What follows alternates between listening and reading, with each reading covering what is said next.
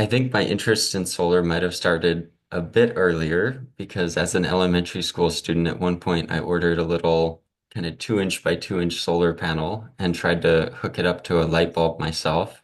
I can't remember if it ever worked, but just the idea of having energy with the only fuel source being the sun and not having to put anything else into it seemed like magic, and I wanted to see how it works.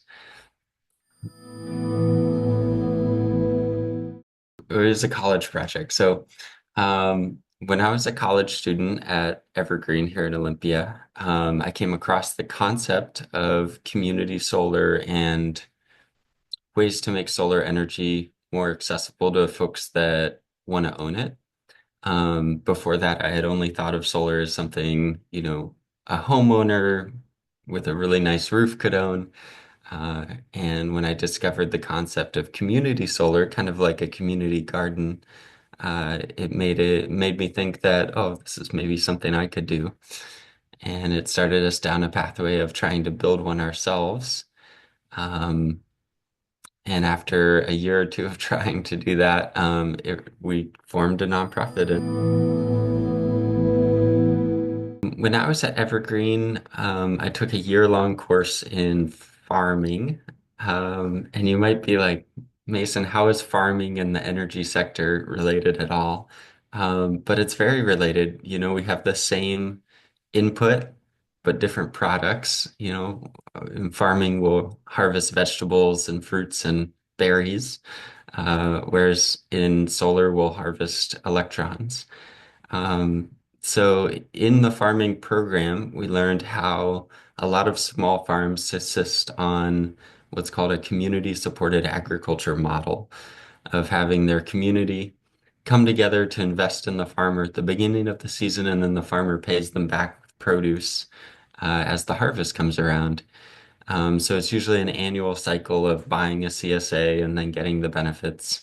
And looking at that and looking at it on paper of the business model of doing it, it made a whole lot of sense to me that a big upfront investment and then a product that produces value over time is the exact same as solar. And so I used our farm business template as the first template for the solar project we started developing.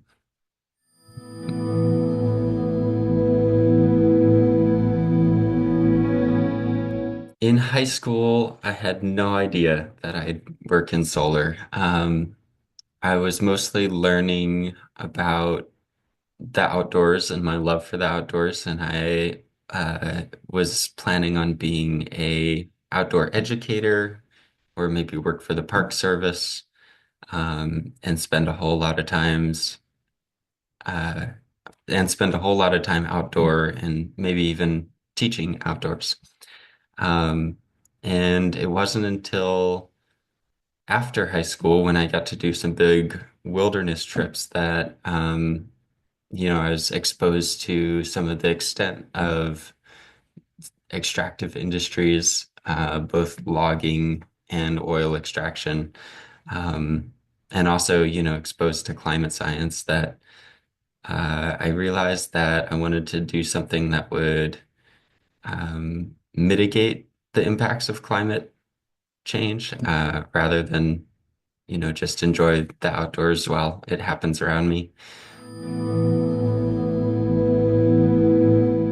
Find a niche because they're everywhere, even if they might not exist yet. Find a niche that you want to work on and that is fun to work on for you and brings you happiness. Um, and yeah, I think that's the biggest piece. And it's okay not to know what that might be for you and like what might make you happy. And just be willing to change if what you want changes over time. Because for me, coming out of high school, I thought I wanted one thing. I changed going into college. I thought I wanted something that changed coming out of college.